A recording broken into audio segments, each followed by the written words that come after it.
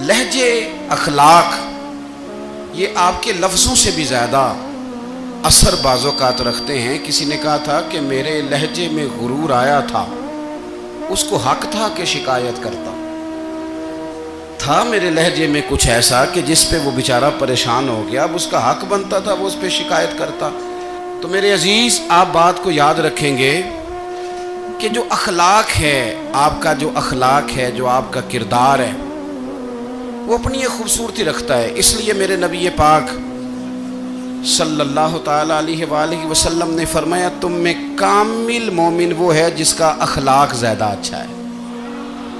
جو کہانیاں زیادہ سناتا ہے وہ نہیں، جو اپنی خدمات زیادہ بتاتا ہے وہ نہیں، جو باقی سب کی نفی کر کے کہتا ہے کہ دنیا میں کوئی بندہ ٹھیک نہیں، صرف میں ٹھیک ہوں، وہ والا بندہ نہیں، بلکہ فرمایا جس بندے کا اخلاق زیادہ اچھا ہے۔ اخلاق دیکھیں، یہ جو آپ کا لہجہ ہوتا ہے نا، یہ بہت زیادہ اثرات مرتب کرتا ہے آپ کے گھر پہ بھی، باہر بھی۔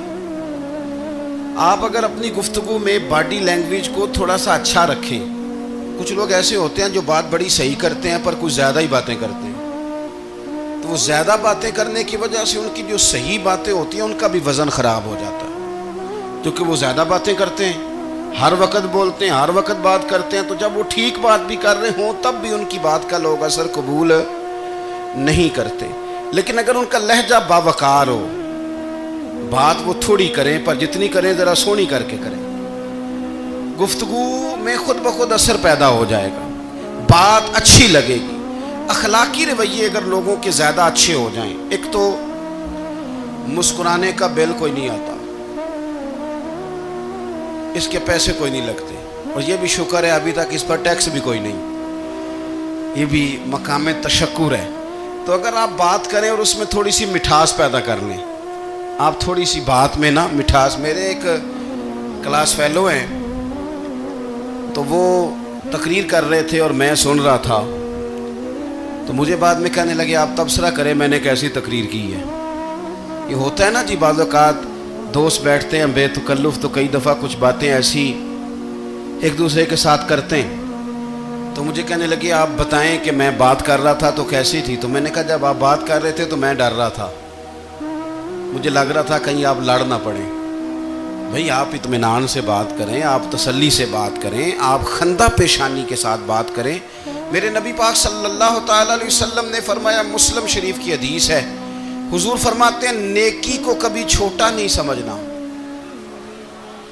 نیکی کو حقیر نہیں سمجھنا، کچھ نہ ہو سکے تو اپنے بھائی سے مسکرا کے بات ہی کر لیا کرو، بات کرو تو تمہارے لہجے میں ترش روئی نہ ہو۔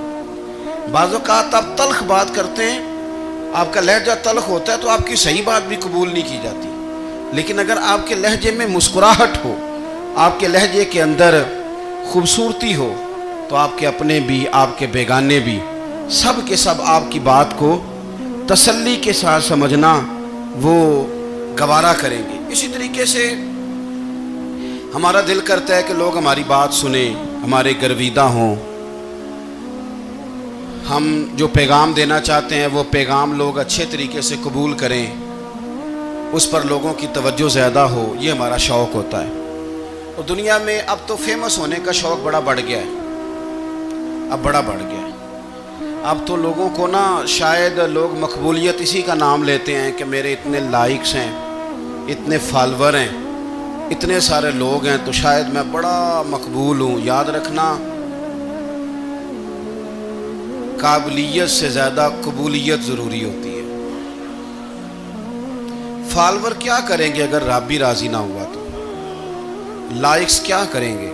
اگر تو قبول ہو جائے تو پھر چلو کسی لائکس کا بھی فائدہ ہے، کسی فالور کا بھی، اور اگر قبول نہ ہو تو پھر کوئی فائدہ جنوں پریتم اپنا آنکھ ہی نہ وہ اجے سہاگن ہو ہی نہیں، تو جب وہ قبول کر لے پھر تو بڑی بات ہے، اور اگر قبولیت نہ ہو تو پھر بڑے بڑے مجمع بھی کوئی فائدہ نہیں دیتے۔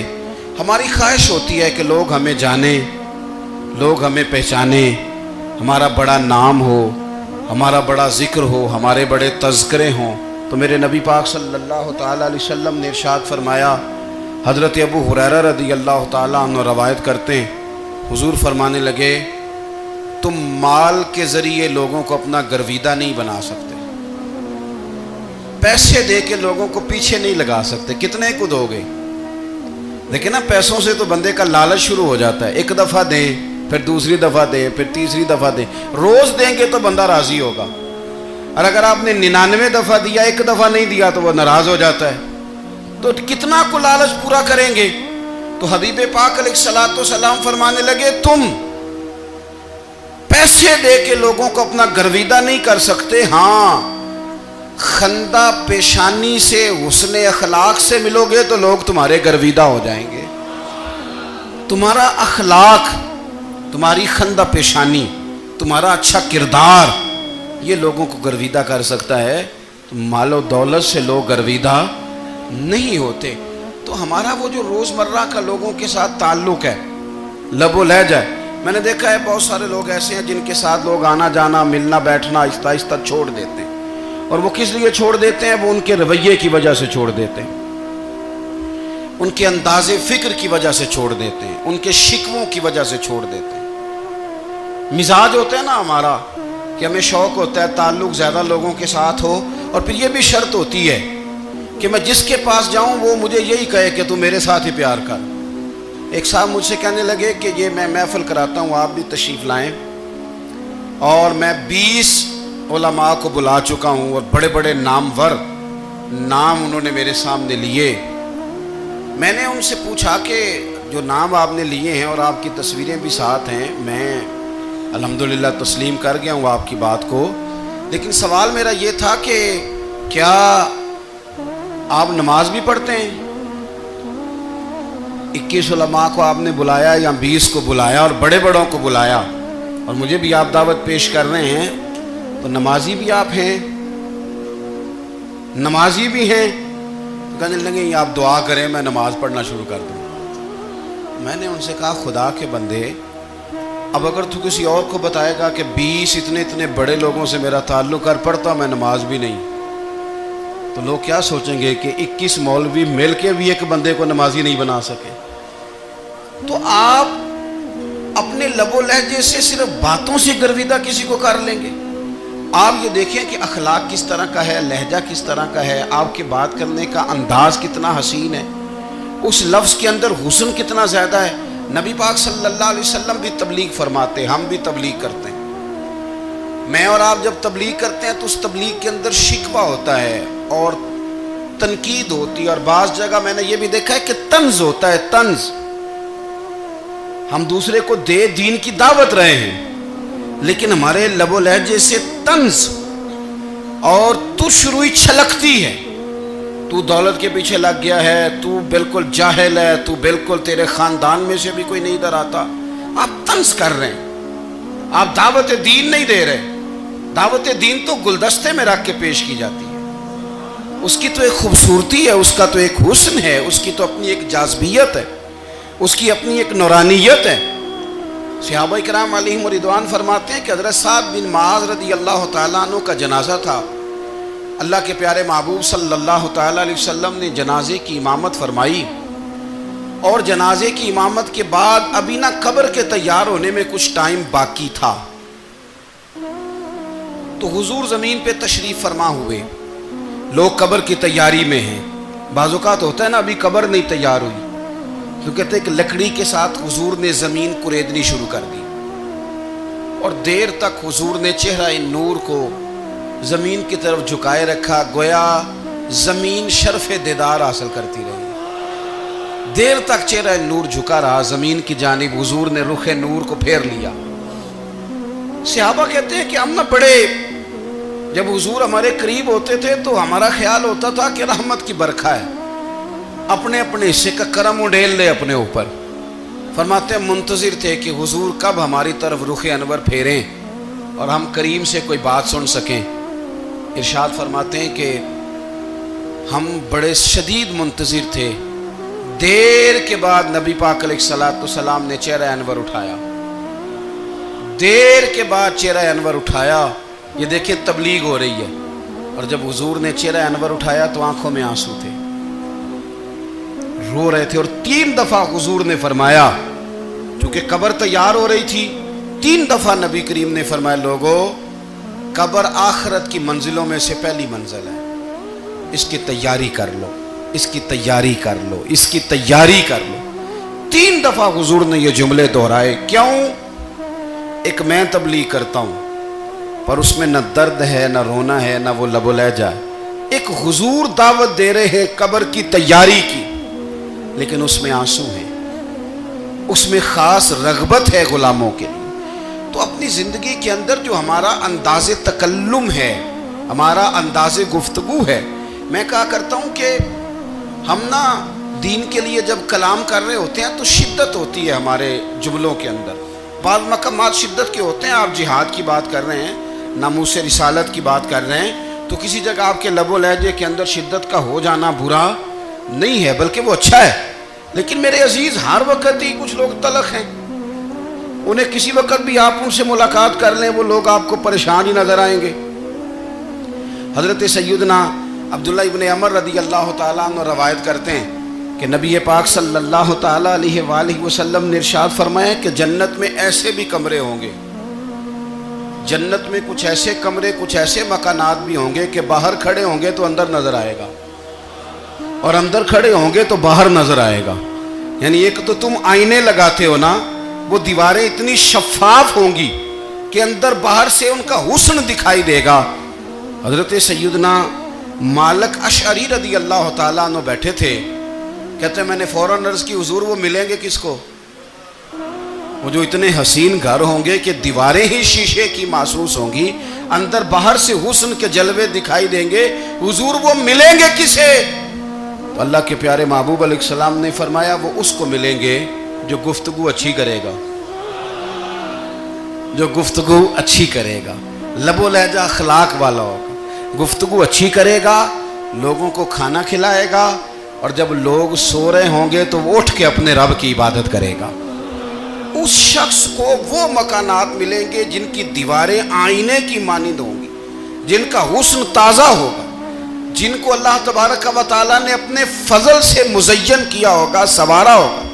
ہم اگر تھوڑی سی توجہ کریں نا تو کئی دفعہ وقت گزر جاتا ہے، لہجہ نہیں بھولتا، لہجہ یاد رہتا ہے۔ آپ تو 2 منٹ کے لیے غصے میں تھے نا، تو آپ نے کوئی بات کر دی کسی غریب کو، کسی شخص کو، آپ غصے میں تھے، آپ نے کہہ دیا، اس بیچارے نے سن لیا، لیکن وہ باتیں اسے سونے نہیں دیتی، بار بار یاد آتی۔ کوئی آپ کے ساتھ تلخ کلام کر دے نا، کبھی تلخ گفتگو کر دے، بندہ جب سامنے آتا ہے وہ باتیں یاد آ جاتی ہیں، تکلیف ہوتی ہے، اور وقت گزر جاتا ہے۔ لڑائیاں ہمیشہ چل نہیں سکتی، لڑائی کتنی دیر کی ہوتی ہے؟ 1 دن کی، 2 دن کی۔ قتل بھی ہوں تو اگر قاتل کو پھانسی بھی ہو جائے تو پھانسی کے بعد بالآخر لڑائی تو ختم ہو ہی گئی نا۔ لڑائی ہمیشہ چلتی، تلخی ہمیشہ چل سکتی نہیں۔ تلخی روٹین میں چلنے والا سکہ، کوئی سکے روٹین میں چلتے وقتی ہوتے، یہ جو غصے کا لب و لہجہ ہے، تلخی کا سکہ، یہ بھائی روٹین میں نہیں چلتا، اس نے ایک نہ ایک دن ختم ہو جانا ہے، روٹین میں پیار ہی چلتا ہے۔ حضرت جابر ابن عبداللہ کہتے ہیں حضور پہلے دن مدینہ منورہ آئے، میں زیارت کے لیے گیا تو میں نے مسکراتے دیکھا، 10 سال میں دیدار کرتا رہا، اور وصال سے چند دن پہلے بھی میں نے زیارت کی تو مدینے والے محبوب کو مسکراتے ہوئے ہی دیکھا ہے۔ یہ جو آپ کا لب و لہجہ ہے نا، اخلاق والا، حسن والا، مسکرانے والا، یہ لب و لہجہ نا ذرا لمبا چلتا ہے، یہ روٹین ہے، یہ روز چلے گا۔ یہ سکہ وہ ہے جو رائج الوقت رہتا ہے، یہ کبھی بھی ختم ہونے والا یہ خزانہ ہے۔ تو یہ جو آپ کا تلخ لب و لہجہ ہے، یہ روٹین نہیں۔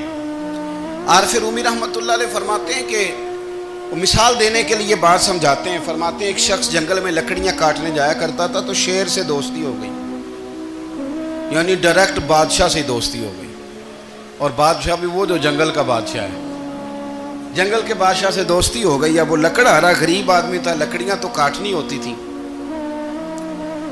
تو وہ جنگل کا بادشاہ اعلان کر دیتا جانوروں کو کہ میرا دوست آیا، ایک تو کوئی تنگ نہ کرے، اور دوسرا یہ کہ سب لوگ مل کے اس کے ساتھ تعاون کریں. کبھی کوئی جانور لکڑیاں اکٹھی کراتا, کبھی کوئی اپنی پشت پہ گدھا, بیل, گھوڑا, خچر رکھ کے وہ لکڑیاں باہر چھوڑنے آتا. تو اب اس کی بڑی دھوم مچ گئی جنگل کے اندر. لکڑہارا مزدور تھا, وہ بادشاہ سے دوستی کر کے بادشاہ ہی بن گیا. وہ گھر آ کے نا بیوی کو اکثر بتاتا کہ میرا ایک دوست ہے, میں جاتا ہوں تو ساری پہلے ہی مخلوق کھڑی ہوتی ہے میرے استقبال کے لیے. دوستی جو بڑے سے ہو گئی ہے. بنا ہے شاہ کا مصاحب تو پھر یہ ہے اتراتا, وگرنہ شہر میں غالب کی آبرو کیا ہے. ہمیں تو پوچھتا ہی کوئی نہیں, یہ تو بنا ہے شاہ کا مصاحب تو پھر یہ ہے اتراتا, وگرنہ شہر میں غالب کی آبرو کیا ہے. تو وہ لوگوں کو بتاتا, بیوی کو بھی بتاتا, دوست ہے. تو بیوی کہنے لگی اتنی تو تعریفیں کرتا, یہ نہیں بتایا کہ وہ جنگل کا شیر ہے, بس نیرا دوست بتا دیا. بیوی کہنے لگ گئی کہ تو اتنا جو اس کا ذکر کرتا ہے تو کسی دن بلا نا, بلا کسی دن تاکہ اس کی دعوت کریں. اب اس نے پھر نہ اس کو پردے میں رکھا. کیا کہتے ہیں آج کل, سرپرائز دینا ہے. مگر سرپرائز دینا ہے جی, پردے میں رکھا کہ وہ شیر ہے. تو وہ بلا لیا گھر. اب اس کے لیے کچا گوشت, ظاہر ہے شیر نے کچا گوشت گانا تھا. وہ کہنے لگی پکانا کس طرح کا ہے. وہ کہنے لگا جب وہ آئے گا پھر بتاؤں گا. اب وہ کچا گوشت 2-3 بکرے ذبح کر کے ڈال دیے. وہ آ گیا شیر. اور پھر امی کہتے جب وہ آیا نا تو اس کی بیوی نے دیکھا تو اس نے ایک سخت جملہ کہہ دیا. کہنے لگی اوہو, میں سمجھی تھی پتہ نہیں کون ہے. اس طرح کے درندے تیرے یار ہیں, کتے بلے دوست بنائے ہوئے ہیں, یہ کیا بات ہوئی. خیر وہ شیر نے سن لیا, گوشت کھایا, وہ چلا گیا. اگلے دن لکڑہارا لکڑیاں کاٹنے گیا تو شیر نے ملاقات کرتے ہی لکڑہارے سے کہا کہ یہ نا کلاڑی اٹھا اور میری پشت پہ نا ایک زخم کر دے.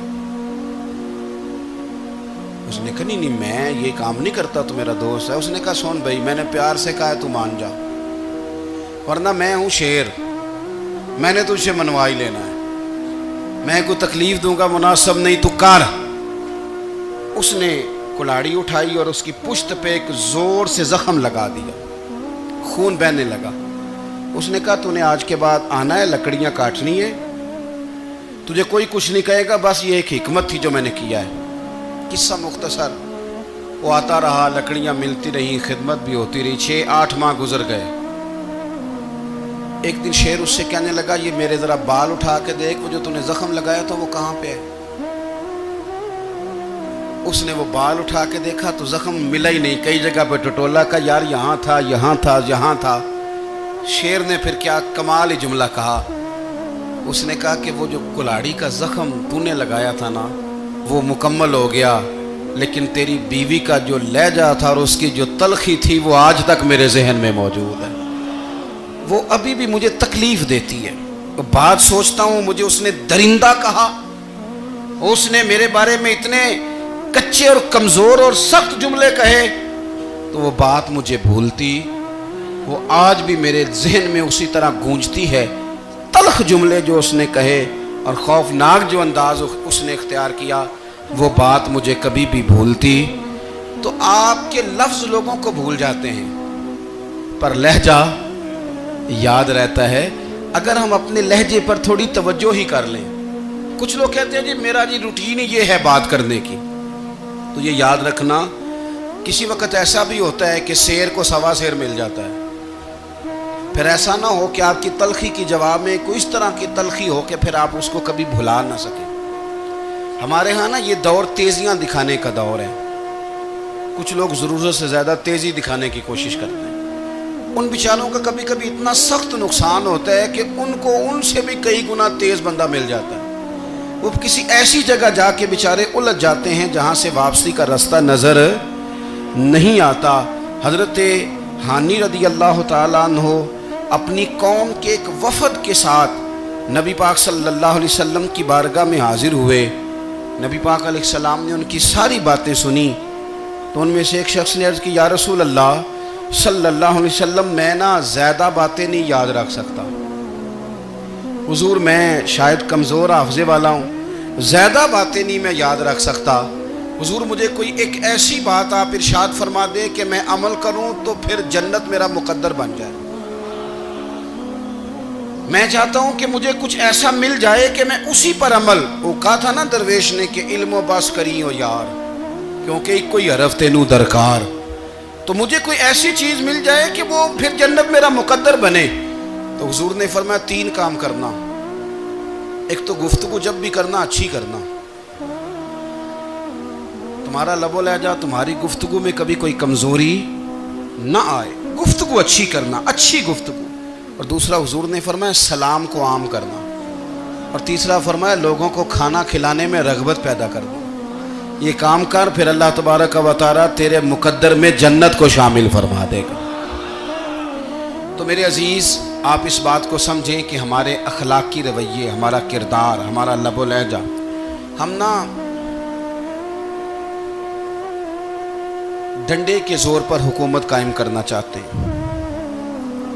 آپ کو پتہ ہے بہت سارے ملکوں میں دین گیا، اور پھر اللہ تعالیٰ معاف کرے بعض جگہ پہ دینی اقدار کو، دینی لوگوں کو زوال بھی آیا۔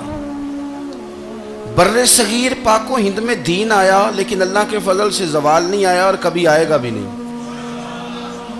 کبھی آئے گا بھی نہیں۔ وہ جو ہم پہ بڑا اعتراض کرتے ہیں نا ہمارے معاملات پہ، اور بڑے بڑے فتوے دیتے ہیں، یہ بات وہ بھی کہتے ہیں کہ ان کے دلوں میں عشق رسول کی شمع بہت زیادہ فیروزہ ہیں، یہ بیگانے بھی مانتے ہیں۔ کیوں بھلا؟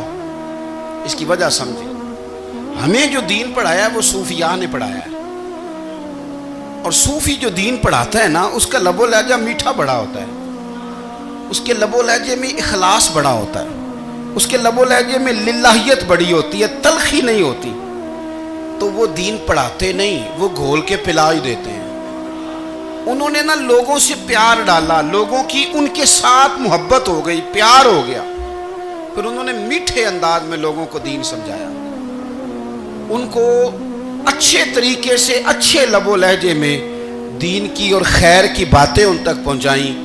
اس کا فائدہ یہ ہوا میرے عزیز کہ لوگوں کی روحوں تک دین اتر گیا ہے۔ ہمارے وہ بچے جن کی عمریں ابھی بالکل چھوٹی ہوتی ہیں، 4 سال 5 سال کی، وہ بھی رسول پاک کا نام لیتے ہیں تو بڑے وجد کے عالم میں لیتے ہیں۔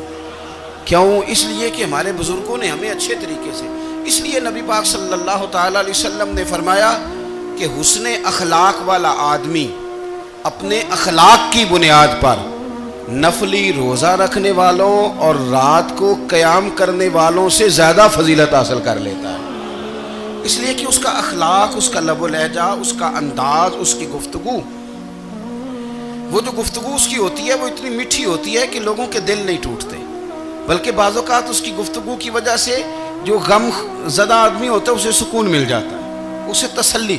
دیکھیں، انسان نے انسان رہنا ہے، اس نے نہ فرشتہ بننا ہے معاذ اللہ، نہ اس نے خدا بننا ہے، اس نے انسان رہنا ہے، لیکن وہ کچھ بھی نہیں کسی کا سنوار سکتا، صرف اتنا ہے کہ اگر آنے والے کی وہ صرف اشک شوئی کر دے، بات توجہ سے سن لے، اور جاتے وقت 2 جملے تسلی کے بول دے، اور اس کے جو بول ہوں وہ ذرا میٹھے ہوں، میٹھے ککھ سواد نہیں مشری اندر، اساں کھنڈا می چکھ ڈٹھیاں پر انہاں ساریاں شیواں نالوں گلاں سجن دیاں مٹھیاں۔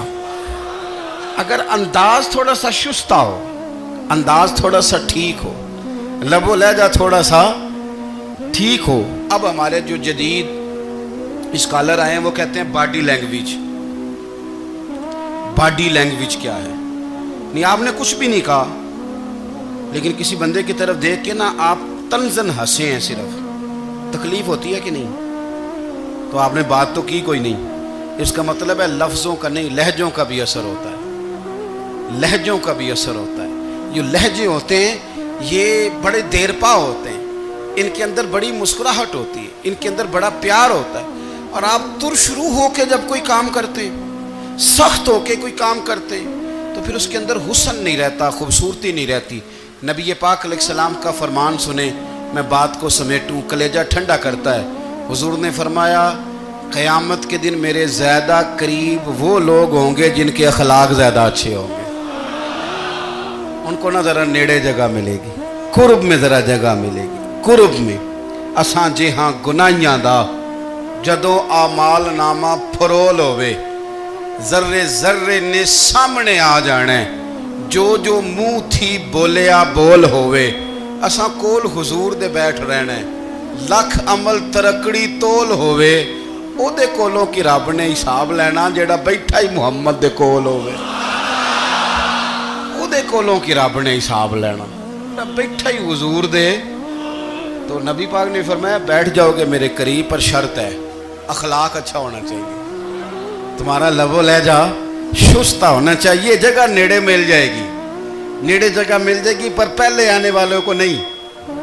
कोई कहे मैं पहले गया हूं तो मिल गई, ना ना, उसे मिलेगी जिसका अखलाक अच्छा है, जिसका लबो लहजा ठीक है, जिसका अंदाजे फिक्र अच्छा है। और ईंट का जवाब पत्थर से देना भी छोड़ दें, बस थोड़ा सा अपना अपने स्टाइल में नरमी लाएं, अंदाज में नरमी लाएं। कई दफ़ा आप सही बात भी करते हैं लेकिन वो लहजा ठीक नहीं ना होता, तो सही बात भी काबिल कबूल नहीं होती। वैसे एक बात अर्ज करूं, अगर रोज की बुनियादों पे जिस तरह आप थोड़ी सी वाक करते हैं तो रोज करनी पड़ती है ना, रोज करनी पड़ती है।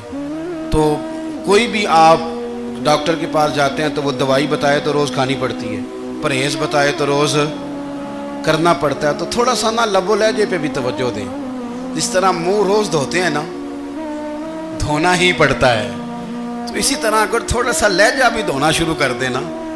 ये जो लोग आपसे थोड़ा थोड़ा शिकवा करते हैं, तो उसने कहा था कि मेरे लहजे में गुरूर आया था, उसका हक था कि वो शिकायत करता। तो कहीं तो ऐसा है ना, कहीं तो कोई तो बात बहू ने गलत की है ना कि सास रो रही है, कुछ तो सास ने ऐसा कहा है ना कि बहू बेचारी कपड़े बांध के बच्चों समेत कहती है गुजारा नहीं होता। कुछ तो ऐसा भैया आपने कहा है ना कि किसी शख्स के मनपसंद रोटी पकी है पर वो बेचारा 3 दिन से खा नहीं सका। कोई तो बात ऐसी हुई है ना कि सामने वाला तड़प के रोया है और हंसना भूल गया है। कुछ तो आपने कहा है ना, कुछ तो आपने कहा है ना कि एक आदमी तैयार हो गया है कि अब इस मोहल्ले में रहूँगा ही नहीं। कुछ तो ऐसा हुआ है ना कि लोग परदेसी होने लग गए हैं। कुछ तो ऐसा हुआ है ना कि सालों बसने वालों ने इलाके छोड़ दिए हैं। कुछ तो हम ऐसा तलक करते हैं कि हमारे अपने फिर ठान लेते हैं कि बस भाई आज के बाद तुझसे मिलना नहीं। इसका मतलब यह है कि थोड़ी देर का सिर्फ लबो लहजे का सख्त होना अगर हम ठीक कर लें तो हो सकता है हमारे दाएं बाएं वाले बहुत सारे लोग सुख में आ जाएं, प्यार में आ जाएं, उनको थोड़ा इत्मीनान होने लग जाए। अपने लहजों पर, अपने उठने बैठने पर, मेल मिलाप पर थोड़ी तवज्जो दें, थोड़ा सा ख्याल करें। अल्लाह के हुजूर दुआ है मालिक करीम समझने की तौफीक अता फरमाए।